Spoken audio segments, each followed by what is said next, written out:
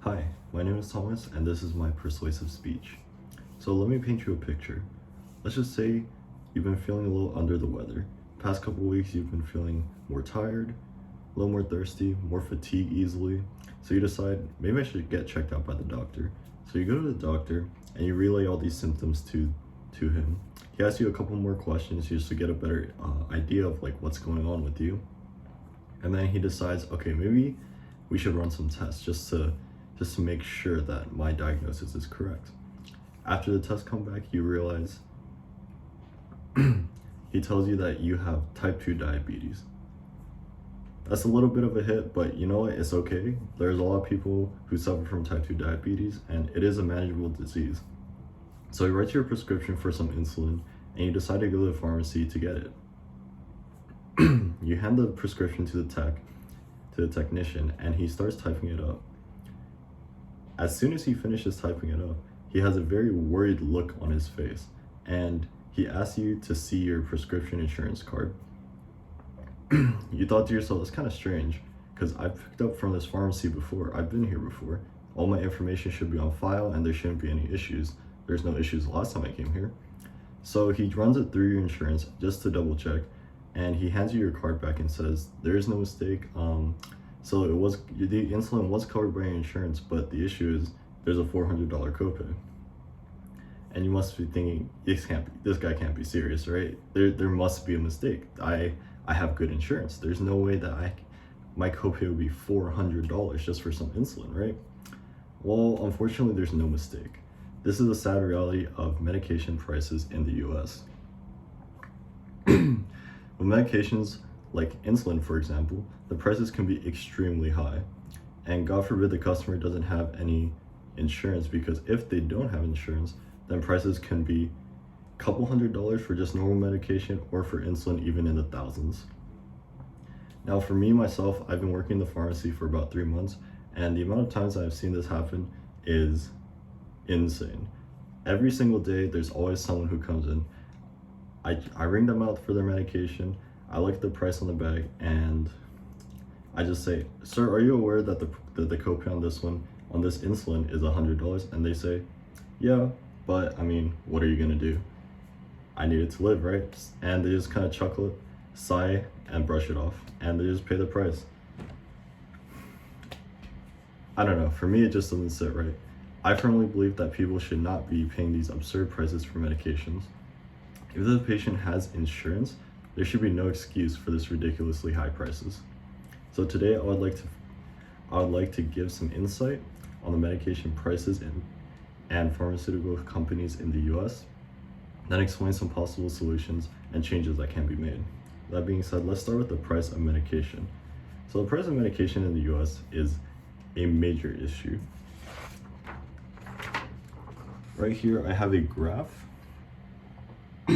I have a graph that starts here in 2005, where the average price of medication was $205. Now from here, it goes up all the way to this dotted line. This graph is from 2018, and it stops in 2017. The average price in 2017 was $334. Now, if you look at the projected rate over the course of this time, the projected rate, if we continue at the rate we're going, would be $605 for the average price of medication. Now, when you compare that to other countries, the US sits at $466.15 as an average, compared to the whole average without the US is only $124.42. Now, this takes into account for 11 different countries and compares it against the US prices.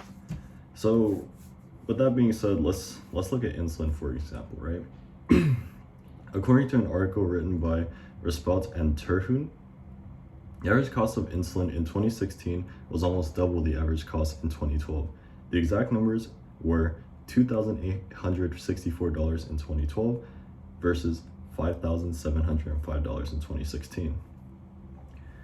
Now, looking at more recent data, a new RAND Corporation study has found that the insulin prices were 5 to 10 times higher in the US than 32 other high-income nations in comparison. Now, another article by Rand Corporation found that the average price across all types of insulin in the US were $98.70 per unit. Just to give you some perspective, a normal person would inject about 10 units of insulin 30 minutes prior to a meal. So if each unit was $98.70, that's quite high. So just thinking about that is absurd, but why is this even a thing?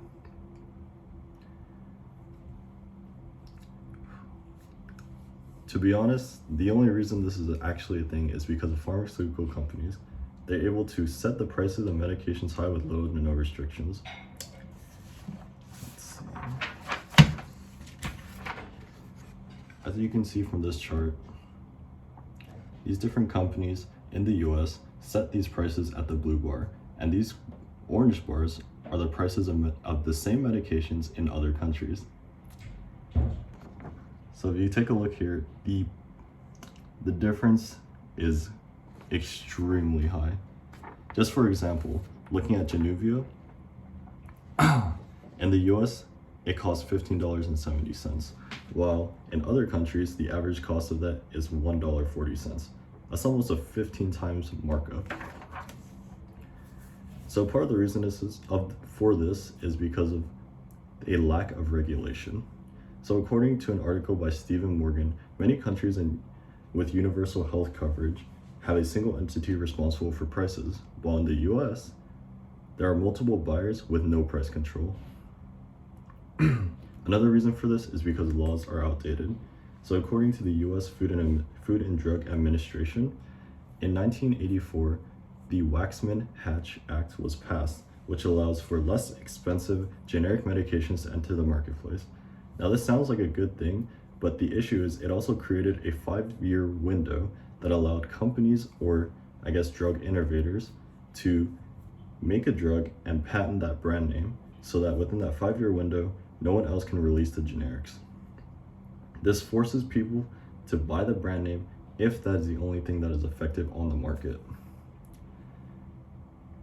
With that being said, what are some solutions? Some potential solutions would have to be implemented by the government. So the government would need to implement laws and regulations, and they can start by reworking the old ones. Like I said, the Waxman-Hatch Act was passed in 1984. That's almost 40 years from where we are now. And I can say for a fact that within the past couple years, the field of pharmacy has made great improvements and great changes. Pharmacy 5 years ago was just not what it used to be.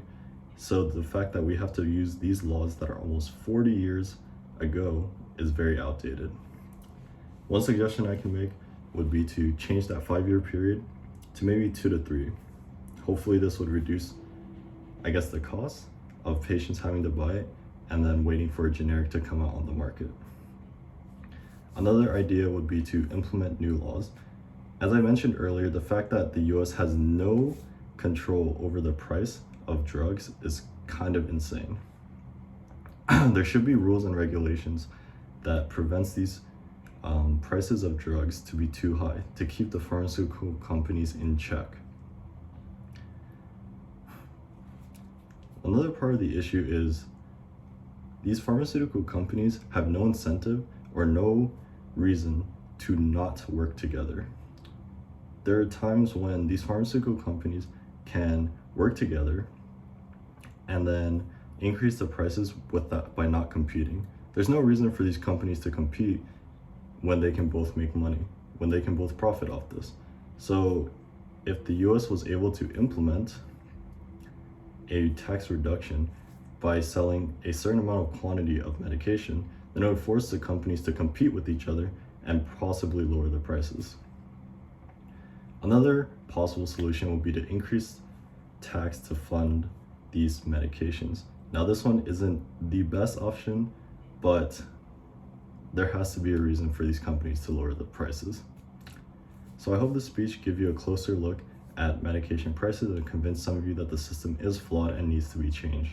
I just want to reiterate that the goal of this speech was to highlight how pharmaceutical companies are able to make a huge profit from people with health issues, and that there should be rules and regulations to keep them in check. Thank you for listening.